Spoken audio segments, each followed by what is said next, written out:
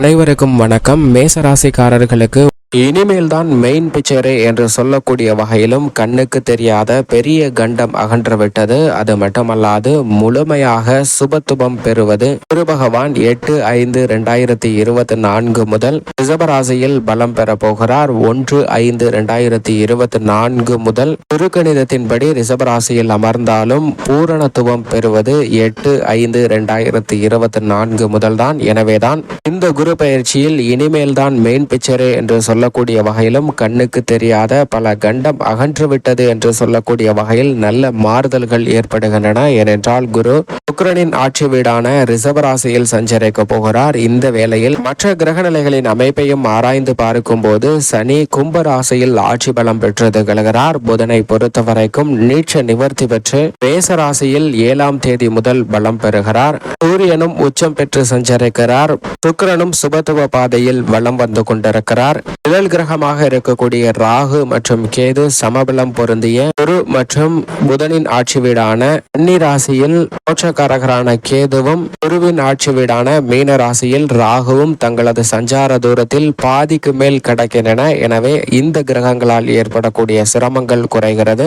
செவ்வாயும் சனியை விட்டு விலகி சுபத்துவ பாதையில் சஞ்சரிக்கிறார். சந்திரனும் பெரும்பாலுமே சாதகமான அமைப்பில் வலம் வருகிறார். எனவேதான் இனிமேல் தான் மெயின் பிக்சரே என்று சொல்லக்கூடிய வகையிலும் கண்ணுக்கு தெரியாத பெரிய கண்டம் அகன்றுவிட்டது சொல்லக்கூடிய வகையிலும் பல மாறுதல்கள் நடைபெற உள்ளன. அதிலும் குறிப்பாக ஒரு மனிதர் தீராத பசியில் துவண்டு போய் கொண்டிருக்கிறான். அவனுக்கு எப்படியாவது உணவு கிடைத்தால் போதும் என்று உணவிற்காக ஒவ்வொரு இடமாக அலைந்து கொண்டு செல்கிறான். உணவகம் ஒன்றில் சாப்பிடலாம் என்று சென்று வரக்கூடிய வேளையில் அவனுக்கு அந்த உணவிற்கான பணம் கையில் இல்லை. தன்னுடைய கையில் பணம் இல்லாததை உணர்ந்து அந்த உணவகத்தில் இருந்து சாப்பிடாமல் வெளிவந்து விடுகிறான். அப்படியே வீதிகளில் நடந்து கொண்டு வரக்கூடிய வேளையில் அருகாமையில் உள்ள ஆலயம் ஒன்றில் அன்னதானம் நடைபெறுகிறது என்பதை கேள்விப்பட்டவுடன் அந்த அன்னதானத்தில் பங்கேற்று நம்மளுடைய பசியை தீர்த்து கொள்ளலாம் என்று முடிவு செய்து அங்கு சென்று நீண்ட வரிசையில் காத்திருந்து உணவை பெறுகிறான். அப்படி அந்த உணவை பெறும்போது அந்த உணவின் மகத்துவத்தை அவன் உணர்கிறான். ஆனால் அந்த உணவை எடுத்துக்கொண்டு சாப்பிடலாம் என்று செல்லும் வழியில் பின்னால் இருந்த ஒரு நபர் அவர் மீது மோதி அந்த உணவை தட்டி விடுகிறார். தற்போதைக்கு அவர் கோபத்தின் உச்சத்திற்கே சென்று விடுகிறார். ஏனென்றால் தீராத பசியில் கொண்டிருக்கும் போது கையில் கிடைத்த உணவால் பசியை தீர்க்கலாம் என்று நினைத்த நிலையில் அந்த உணவும் பறிபோனதே என்ற ஆதங்கத்தில் தன்னுடைய கோபத்தை அங்கு வெளிப்படுத்துகிறார். ஆனால் உண்மையில் நடந்த நிகழ்வு என்னவென்றால் கழுகு ஒன்று தன்னுடைய இறைக்காக பாம்பு ஒன்றை தூக்கி கொண்டு செல்கிறது. பாம்பு அந்த கழுகிடம் இருந்து தப்பிப்பதற்காக தன்னுடைய விஷத்தை அந்த கழுகின் மீது கழுகின் கால்களின் மீது கக்க முயற்சி செய்கிறது. அப்படி முயற்சி செய்யும் போது அந்த விஷத்துளி ஆனது சரியாக இந்த நபர் வாங்கிய உணவில் விழுந்து விடுகிறது. இதை இந்த நபர் அறிந்து கொள்ளவில்லை. ஆனால் பின்னால் இருந்த நபர் யதார்த்தமாக தட்டிவிட்டாலும் கூட இந்த இடத்தில் தற்போதைக்கு பசி தீர்க்க முடியவில்லை என்றாலும் கண்ணுக்கு தெரியாத மிகப்பெரிய கண்டம் அகன்றுவிட்டது என்றுதான் சொல்ல வேண்டும் என்பது உதாரணமாக பார்க்கப்படுகிறது. இது போன்றுதான் நம்மளுடைய வாழ்வில் ஏற்படக்கூடிய சிறு சிறு பிரச்சனைகளை எண்ணி நாம் வருத்தப்படுகிறோம். ஆனால் மிகப்பெரிய சிரமங்கள் நம்மளை விட்டு விலகி கிரகநிலைகள் வைத்திருக்கின்றன. எனவே இனி வரக்கூடிய தருணத்தில் இனிமேல் தான் மெயின் பிக்சரே என்று சொல்லக்கூடிய வகையில் பல மாறுதல்களை சந்திப்பதற்கான யோகம் நிச்சயமாக உருவாகி உள்ளது. 9 மற்றும் 12ஆம் இடத்தின் அதிபதியாக இருக்கக்கூடிய குரு பகவான் மே 1ஆம் தேதி முதல் இனிமேல் தான் மெயின் பிக்சரே என்று சொல்லக்கூடிய வகையில் எந்த 6 ராசிக்காரர்களுக்கு அமோகமான யோகத்தை ஏற்படுத்தி கொடுக்கிறார். அதில் உங்கள் ராசியான மேசராசிக்கு எப்படி என்று பார்க்கும்போது மிகவும் வலுவாக மேசராசிக்காரர்களுக்கு குரு ஜென்மராசியை விட்டு விலகுவது வரவேற்கத்தக்க ஒரு அமைப்பாக பார்க்கப்படுகிறது. எனவே நல்ல பலன்கள் நிறைந்து கிடைப்பதற்கான யோகம் உண்டு. பொதுவாக குருவை பொறுத்தவரை குரு பகவான் நவ கிரகங்களிலே முழு சுப கிரகமாக இருக்கிறார். ஏனென்றால் சுபத்துவ பாதையிலும் தோஷங்கள் ஏற்படாத வகையில் பல்வேறு வகையான நன்மைகளை மனித வாழ்வில் வாரி வழங்கக்கூடிய அற்புதமான கிரகமாக இருப்பவர் குரு மட்டும்தான். எனவேதான் வானியலின் அரசன் என்றும் அழைக்கப்படுகிறாருங்க. நவ கிரகங்களின் தலைவன் என்றும் அழைக்கப்படக்கூடியவர் நிச்சயமாக குரு பகவான் மட்டும்தான். அப்படிப்பட்டவர் மிகவும் வலுவாக இந்த தருணத்தில் மே 1ஆம் தேதி முதல் ரிஷபராசியில் வலுவாக அமரப்போகிறார். அப்படி அமர்வதால் இனிமேல் தான் மெயின் பிக்சரே என்று சொல்லக்கூடிய வகையிலும் இந்த 6 ராசிக்காரர்களுக்கு அமோகமான யோகம் உண்டு என்று சொல்லக்கூடிய வகையிலும் எந்தெந்த நிகழ்வுகள் உள்ளன என்று பார்க்கும்போது, முதலாவதாக குரு பகவானுடைய சஞ்சார அமைப்பின் பல்வேறு வகையான நன்மைகள் நிறைந்து கிடைப்பதற்கான யோகம் நிச்சயமாக அவர் சஞ்சரிக்கக்கூடிய 2, 4, 5, 7, 9 மற்றும் 11 ஆகிய இடங்கள்ல நல்ல பலன்கள் நிறைந்து கிடைக்கும். அதிலும் குறிப்பாக இந்த இடங்களிலேயே மிக வலுவாக 9 மற்றும் 11 ஆகிய இடங்களில் உச்சபட்ச வளர்ச்சியை அள்ளி கொடுப்பாருங்க. இதற்கு காரணம் முழு சுபகிரகமாக இருக்கக்கூடிய குரு மிக வலுவாக அமரும் போது அதிர்ஷ்ட யோக வாய்ப்புகளை நேர் வழியில செல்வ செழிப்பையும் முன்னேற்றத்தையும் நிறைந்து கொடுக்கக்கூடிய ஒரு வல்லமை பெற்றவராக இருக்கிறார். அந்த வகையில் முதன்மையான அதிர்ஷ்ட யோகம் நிறைந்த முதல் ராசியாக இந்த குரு பயிற்சி 2024-25 எந்த ராசி அமைகிறது என்று பார்த்தால் நிச்சயமாக அது கன்னி ராசி தான். ஏனென்றால் கன்னி ராசிக்காரர்களுக்கு 9ஆம் இடத்தில் மிகவும் வலுவாக அமர்ந்து சஞ்சரிக்க போகிறார். குரு 9 என்றால் உச்சபட்ச வளர்ச்சி நிறைந்து கிடைக்கும். இந்த தருணத்தில் சனி 6 ஆட்சி பலம் பெற்றிருக்கிறார். ராகு மற்றும் கேதுவின் அமைப்பு சாதகமற்று இருந்தாலும் கூட மிக வலிமை வாய்ந்த குரு மற்றும் சனி ஆகிய 2 கிரக நிலைகளும் கன்னிராசிக்காரர்களுக்கு மிகவும் சாதகமாக வள வருவது அதிர்ஷ்ட யோகத்தை அள்ளி கொடுக்கக்கூடிய ஒரு அற்புதமான தருணமாக அமைந்துள்ளது என்பதை தெளிவாகவும் துல்லியமாகவும் உறுதிப்படுத்துகிறாருங்க.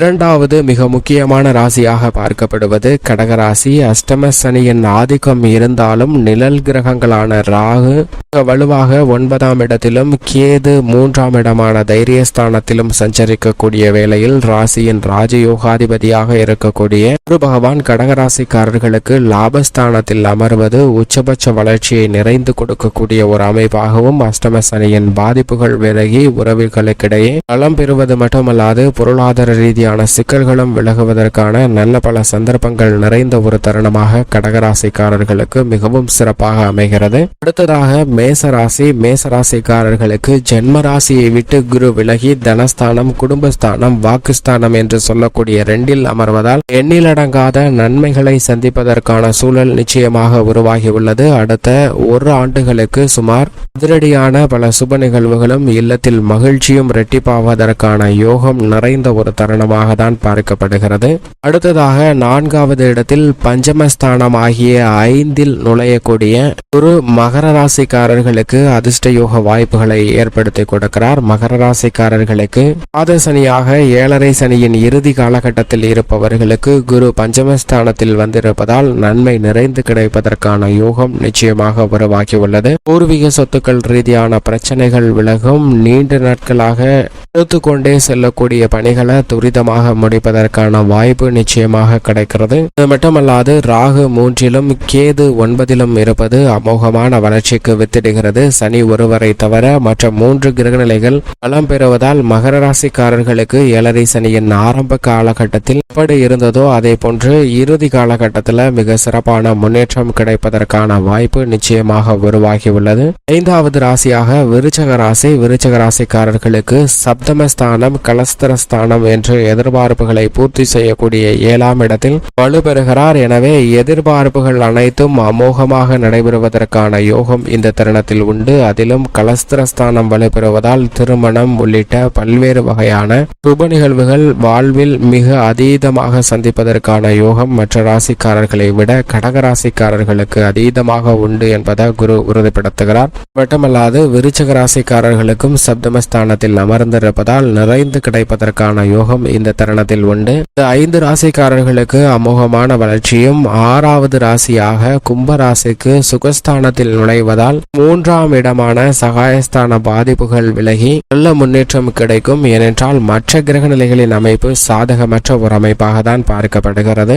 குறிப்பாக ஜென்ம ராசியில் சனி ஆட்சி பலம் பெற்றிருக்கிறார். ராகு 2இல் குடும்பஸ்தானத்தில் இருக்கிறார். கேது அஷ்டமத்தில் இருக்கிறார். எனவே இதன் காரணமாக சில சங்கடங்கள் இருந்தாலும் குரு சுகஸ்தானத்திற்குள் நுழைந்திருப்பது, அர்த்தாஷ்டக குருவாக மாறியிருப்பது சில நன்மையை ஏற்படுத்தி கொடுக்கக்கூடிய ஒரு அமைப்பாக தான் பார்க்கப்படுகிறது. இந்த 6 ராசிக்காரர்களை தவிர மற்ற ராசிக்காரர்களுக்கு குருவின் அமைப்பு காரணமாக நிச்சயமாக பெரிய அளவிற்கு நன்மை கிடைக்க இயலாத ஒரு அமைப்பு என்றாலும் கூட அவருடைய சுப பார்வையின் காரணமாக சில மாறுதல்களை சந்திப்பதற்கான வாய்ப்பு நிச்சயமாக உண்டு. இந்த தருணத்தில் குருவின் சுப பார்வை மிகவும் அதீதமாக கன்னி, விருச்சகம் மற்றும் மகரம் ஆகிய ராசிகளின் மீது பதிகிறது. எனவே இந்த ராசிக்காரர்களுக்கு நிறைந்த நன்மை நிச்சயமாக உண்டு. அதைவிட மற்ற ராசிக்காரர்களுக்கு குருவின் சுப பார்வை வலுப்படுத்தக்கூடிய இடத்தை பொறுத்து நல்ல மாறுதல் நிச்சயமாக சந்திப்பதற்கான வாய்ப்பு உருவாகிறது. அதிலும் குறிப்பாக குரு பார்க்கின் கோடி நன்மை என்று சொல்லக்கூடிய வகையில் குரு அது சுப பார்வையின் காரணமாக பல்வேறு விதமான சிக்கல்களை மற்ற ராசிக்காரர்களுக்கும் நிச்சயமாக விலக்கி கொடுப்பார். உதாரணமாக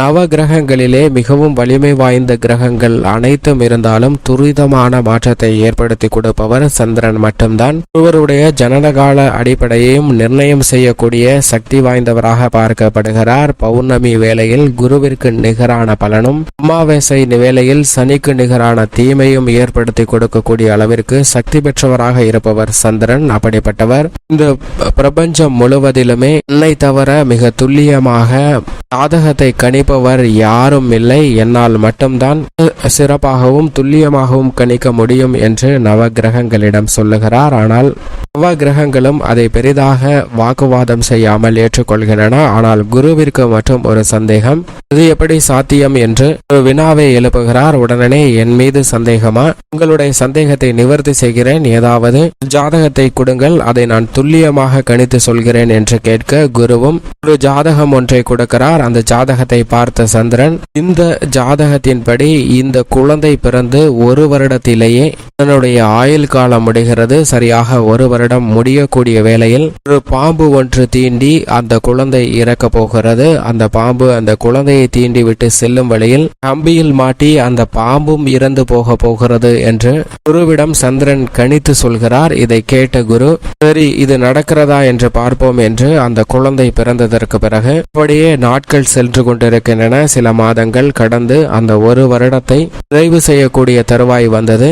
அப்போது சந்திரன் வந்து இன்னும் சில மணி நேரங்கள்ல கணித்து கொடுத்த அந்த ஜாதகத்தின்படி அந்த குழந்தை இறக்க போகிறது, பாருங்கள் சென்று இருவரும் நான் கணித்தது சரியாக நடக்கிறதா என்று பார்ப்போம் என்று குருவை கூப்பிட, குரு மறுமொழியாக சந்திரனிடம், இல்லை எனக்கு வர்றதுக்கு மனமில்லை, ஏனென்றால் அந்த குழந்தைக்கு ஏதாவது நல்ல பல நிகழ்வுகள் நடக்கிறது, மகிழ்ச்சியான ஒரு தருணமாக இருக்கிறது என்றால் அதில் நல்ல வாய்ப்புகள் கிடைக்கும். ஆனால் இந்த குழந்தையை இறக்க போகிறது என்று நீ சொல்கிறாய், அதை பார்ப்பதற்கு என்னால் முடியாது, நீ சென்று அங்கு என்ன நடக்கிறது என்று பார்த்துவிட்டு வந்து என்னிடம் சொல் என்று சொல்ல, சந்திரனோ விடாபுடியாக குருவை விடாமல், நீங்கள் வந்தால் மட்டும்தான் நான் செல்வேன், ஏனென்றால் மற்ற கிரகங்கள் பெரிய அளவிற்கு ஆட்சேபணம் தெரிவிக்கல, நீங்கள் ஒருவர் மட்டும்தான் இந்த ஜாதகத்தை கொடுத்து அது சரியாக இருக்கிறதா என்று சோதித்து பார்ப்போம் என்ற அளவிற்கு நீங்க இருந்தீங்க, அதனால நீங்க வந்தா மட்டும்தான் நான் போவேன் அப்படின்னு அடம்பிடிக்க, குருவோ மறுமொழியாக, நான் வருவதற்கு ஒன்றும் பிரச்சனை இல்லை,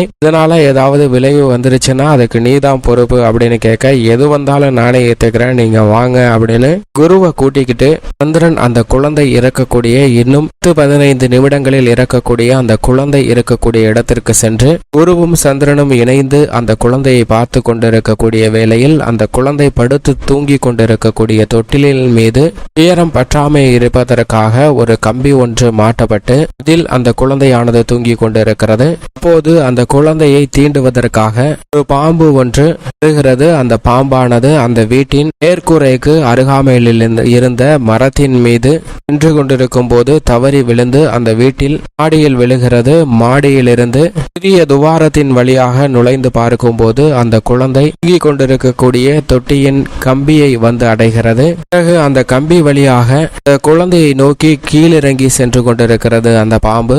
குழந்தை தூங்கி விழித்து கொண்டால் விளையாடட்டுமே என்று பிரிகோள் வைத்து அதில் பொம்மை மாட்டி விட்டிருந்தன. ஆனால் அந்த பொம்மை அருந்து கீழே விழுந்து விட்டது. அப்போது அந்த மேலே தொங்கிக் கொண்டிருந்த பாம்பும் பிரிகோளின் மீது வந்து விழுகிறது. குழந்தை விழித்து அந்த பாம்பு பிரிகோளின் மீது ஆடுவதை பார்த்து சிரிக்கிறது. இதை பார்த்த சந்திரன் குருவிடம், இன்னும் சில வினாடிகள்ல அந்த குழந்தையின் உயிர் போக போகிறது, இந்த குழந்தை மிகவும் அதிர்ஷ்டசாலிதான், ஏனென்றால் சிரித்து கொண்டே இறக்க போகிறதே என்று சொல்ல, இந்த குழந்தையை தீண்டுவதற்காக கீழே சுத்தி இறங்கிய பாம்பு திடீரென இந்த தொட்டிலை விட்டு மேலே ஏறி கம்பி வழியாக அருகில் இருந்த துவாரத்தின் வழியாக வீட்டை விட்டு வெளியே சென்று திரும்பவும் தான் வசித்த மரத்திற்கு அடியில் சென்று விடுகிறது. இதை பார்த்த சந்திரனுக்கு ஒரே அதிர்ச்சி.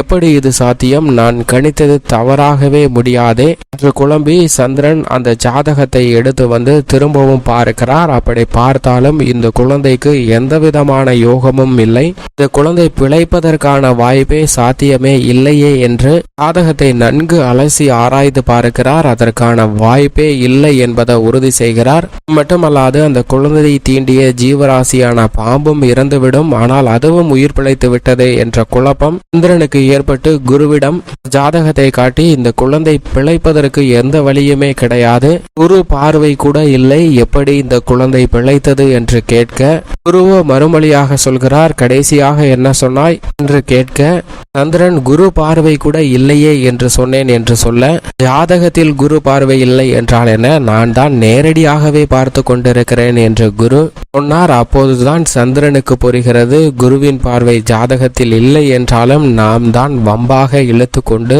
குருவின் பார்வை குழந்தையின் மீது பட வைத்து அதனுடைய ஆயுள் மட்டுமல்ல அந்த பாம்பு என்ற ஜீவராசியின் ஆயுளையும் நாம் உயர்த்திருக்கிறோம் என்பதை உணர்ந்து கொள்கிறார். இதைதான் குரு சந்திர யோகம் என்று சொல்வார்கள். குருவும் சந்திரனும் இணையும் போது வாழ்வில் ஏற்படக்கூடிய இக்கட்டான பல சிரமங்கள் கூட விலகுவதற்கான வாய்ப்பு நிச்சயமாக கிடைக்கும்.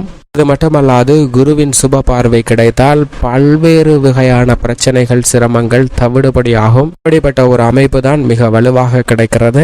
இந்த தருணத்தில் சாதகமற்ற அமைப்பாக இருக்கக்கூடிய மீன ராசி 3ஆம் இடத்தில் குரு இருந்தாலும் அவருடைய சுப பார்வையால் சில சிரமங்கள் நிச்சயமாக குறையும். அதே போன்று 6ஆம் இடமாகிய தனுசு ராசி, இந்த 2 ராசிக்குமே குரு அதிபதியாக இருக்கிறார். எனவே பெரிய அளவிற்கு சிக்கல்களை சந்திக்க வேண்டிய ஒரு சூழல் ஏற்படாது. ஆனால் அதே சமயம் அஷ்டமஸ்தானமாக துலாம் ராசிக்காரர்களுக்கு பார்க்கப்படுகிறது. எனவே சற்று கூடுதல் கவனம் தேவைப்படுகிறது. பாக்கியஸ்தானம் பொதுவாக இருந்தாலும் கூட ஆகிய 10 சிம்ம ராசிக்காரர்களுக்கு குரு இருப்பதால் தொழில் ரீதியாக சற்று கூடுதல் கவனம் தேவை. மிக முக்கியமாக மீன ராசிக்காரர்களுக்கு விரயத்தில் இருந்தாலும் அவை சுப விரயங்களாக மாறும். எனவே பெரிய அளவிற்கு சிரமத்தை சந்திக்க வேண்டிய ஒரு சூழல் இல்லை. ஏனென்றால் சனி உட்பட மற்ற கிரகநிலைகள் பெரும்பாலும் சாதகமாக வெற்றிருக்கின்றன. ஆனால் ரிஷப ராசிக்காரர்களை பொறுத்தவரைக்கும் ஜென்மத்தில் குரு இருப்பதால் சற்று கூடுதல் கவனத்துடன் இருக்க வேண்டும். இருப்பினும் குருவின் சுப பார்வை 5, 7, 9 ஆகிய இடங்களை வலுப்படுத்துவதால் சில சிக்கல்கள் விலகும். இருந்தாலும் இந்த 6 ராசிக்காரர்கள் சற்று கவனத்துடன் இருந்தால் நல்ல பலன்களை நிறைந்து பெற முடியும். உங்களுடைய ராசியான மேச ராசிக்காரர்களை பொறுத்தவரைக்கும் குரு தனஸ்தானம், வாக்குஸ்தானம், குடும்பஸ்தானம் என்று சொல்லக்கூடிய 2இல் வலுவாக அமர்கிறார். இது நிச்சயமாக உச்சபட்ச வளர்ச்சியை ஏற்படுத்தி கொடுக்கக்கூடிய ஒரு அமைப்பாக பார்க்கப்படுகிறது. அது மட்டுமல்லாது குருவின் சுப பார்வை 6, 8, 10 ஆகிய இடங்களில் பதிகிறது. 6ஆம் இடமான ருணரோக சத்துருஸ்தானமானது வலுப்பெறுகிறது. எனவே கடன் சார்ந்த தொல்லைகள், ஆரோக்கிய தொல்லைகள், கொடுக்கல் வாங்கலில் ஏற்படக்கூடிய சிக்கல்கள் போன்றவை விலகும். ஏற்கனவே பாதியில் நின்ற பல பணிகளை மீண்டும் துவங்கி அவற்றை சிறப்பாக செய்வதற்கான அதிர்ஷ்டயோக வாய்ப்பு நிச்சயமாக மிக வலுவாக கிடைக்கிறது என்பதை குரு உறுதிப்படுத்துகிறார். தொழில்துறை, வியாபாரத்துறையில் இருந்த மறைமுக தொல்லைகள் கூட நிச்சயமாக விலகும். அஷ்டமஸ்தானத்தை சப்தம பார்வையால் பார்க்கிறாருங்க. எனவே பல்வேறு வகையான மங்களகரமான சுப நிகழ்வுகளில் ஏற்பட்ட தடைகள் முற்றிலுமாக விலகுகிறது. நீங்கள் எதிர்பார்க்கக்கூடிய முன்னேற்ற வாய்ப்பு மிகவும் அபரிவிதமாக கிடைக்கும். இதைவிட 10ஆம் இடமாகிய தொழில் ஸ்தானத்தை பாக்கியஸ்தான பார்வையாக பார்ப்பதால் தொழில் ரீதியாக, உத்தியோக ரீதியாக மிக பெரிய அளவில் உச்சபட்ச வளர்ச்சி நிறைந்து கிடைக்கும். கலைத்துறை மற்றும் அரசியல் துறை சார்ந்த பணிகளிலும் குரு பயிற்சி துவங்கிய சில நாட்களிலேயே அதிரடியான மாற்றங்களை நிறைந்து பெறுவதற்கான யோகம் உருவாகியுள்ளது. வாழ்வில் ஏற்படக்கூடிய பல்வேறு வகையான தடைகளை நிச்சயமாக விலக்கி விடுகிறாருங்க. விவசாயம் சார்ந்த பணிகளில் குரு தனஸ்தானத்தில் நிலை கொண்டிருப்பதால் விளைச்சலும் வருமானமும் அதிகரிக்கும். எதிர்பார்த்தபடியே கால்நடை வளர்ப்பில் நல்ல முன்னேற்றம் நிறைந்து கிடைப்பதற்கான யோகம் உண்டு. மாணவர்களின் கல்வியில் உச்சபட்ச வளர்ச்சியும் நன்மையும் நிறைந்து கிடைப்பதற்கான அதிர்ஷ்ட யோக வாய்ப்பு உண்டு என்பதை குரு தெளிவாக உறுதிப்படுத்துகிறாருங்க. அது மட்டுமல்லாது பெண்மணிகளின் நலனுக்கு பொறுப்பேற்ற முக்கியமானவராக இருப்பவர் குரு. அவர் 2இல் இருப்பதால் பெண்மணிகள் திட்டமிடக்கூடிய காரியங்கள் அனைத்திலும் காரிய வெற்றி கிடைக்கும். இனிமேல் தான் மெயின் பிக்சரே என்று சொல்லக்கூடிய வகையில் அமோகமான வளர்ச்சி பெண்மணிகளுக்கு நிறைந்து கிடைப்பதற்கான யோகம் நிச்சயமாக மேசராசிக்காரர்களுக்கு கிடைக்கிறது. குறிப்பாக 2ஆம் இடமாகிய தனஸ்தானம் வலுப்பெறுவதால் பல்வேறு வகையான கடன் சார்ந்த தொல்லைகள், கொடுக்கல் வாங்கல் உள்ளிட்ட பல சிரமங்கள் விலகுவதால் மகிழ்ச்சி நிறைந்து கிடைப்பதற்கான யோகம் நிச்சயமாக மேசராசிக்காரர்களுக்கு உருவாகி உள்ளது. மேலும் இந்த தருணத்தை சாதகமாக மாற்றிக்கொள்ள மேசராசிக்காரர்கள் குரு பெயர்ச்சி துவங்கியவுடன் ஆலங்குடி திருத்தலம் சென்று குரு பகவானை தரிசித்து வாருங்கள். நல்ல பலனும் முன்னேற்றமும் தங்களுடைய வாழ்வில் நிச்சயமாக நிறைந்து கிடைப்பதற்கான யோகம் உண்டு என்பதை தெளிவாக உறுதிப்படுத்துகிறார் குரு.